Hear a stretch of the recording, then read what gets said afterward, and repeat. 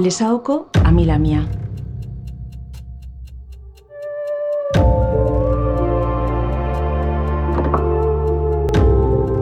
Alabazan edo ez bazan, entzun dadila naiz irratian. Agurain ondoan, kobazulo bat dago. Lesaoko kobazuloa. Eta ezaten omen zuten, kobazulo horretan emakume arraro bat bizi zela. Ile luzea zeukan. Eta orrazi batekin orrasten zuen bere ilea. Inork ezagutzen ez zituen, letrak abesten zituen bitartean.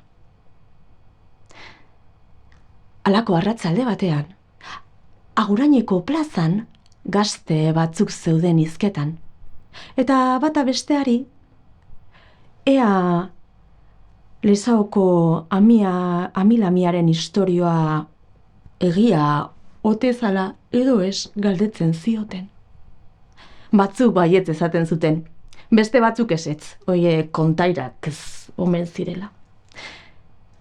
Justo momentu horretan, bere ingurutik Perikot pasa zen.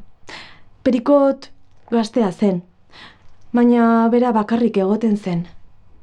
Bera Perikot leloa zelako.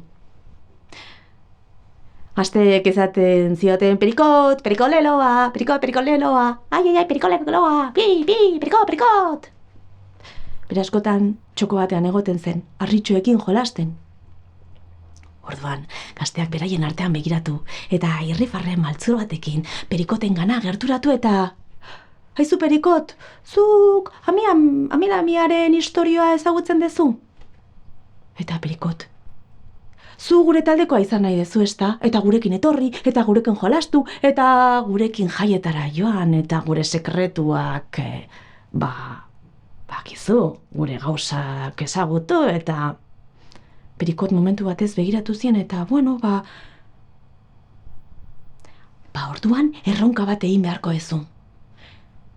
Aintzulora joan, eta han emakume bat ikusiko ezu. Eta galdetu behar diozu, ea nor den eta nondik etorri den.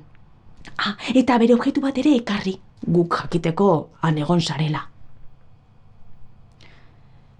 Perikot bere burua makurtu zuen. Berak laguntxoak izan nahi zituen.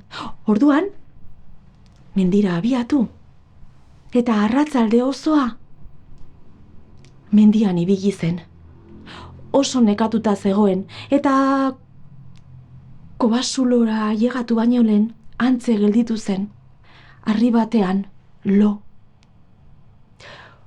Hurrengo goizean, emakume baten kantu ederrak esnatu zituen Perikot. Berak begiak ireki, eta han, harrian ezerita, emakume eder bat ikusi zuen. Bere ilea orrasten. Emakumea Perikoteri irrifarre bat eskaini zion, eta Perikot emakumeari. Bere ondora gerturatu, eta han egon zen emakumearen kantuak eta kontairak entzuten. Denbora bat pasa zen, eta Lamia Perikot begiratu, eta galdetu zion, zu nor zara? Ni Perikot leloa naiz. Perikot leloa? Bai, guztiok deitzen didate leloa, Perikot leloa. Momentu horretan, amilamia kobazuloan sartu zen, eta Perikoteri meabe bat eman zion. Perikot Lamiari irrifarre bat eskaini, eta Lamia Perikoteri irrifarre bat ere eskaini zion. Perikot, meabe hau alde batera eta bestera mugitu, eta han agertzen den irinarekin ogia prestatu. Eta ikusiko ezu, ze gertatuko den. Perikot eskerrak eman zion Lamiari, eta menditik jaitsi zen, bere meabearekin eskuetan.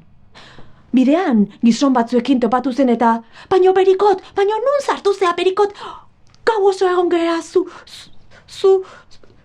zure bila eta Perikot irrifarre bat eskaini zien. Gizon batek, baino zer dau? Meabe hartu eta ezen ezer ateratzen, beste gizon batek ere eta Perikot alde batera eta bestera mugitu eta irin fina eta txuria atera zen.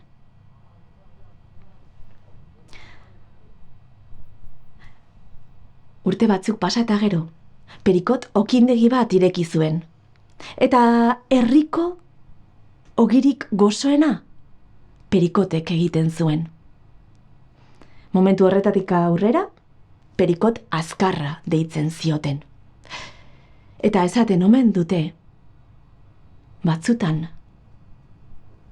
egun sentian, ibaiaren ondoan, Perikot eta emakume eder bat ikusten dutela. Abesten eta ogi goxoa jaten.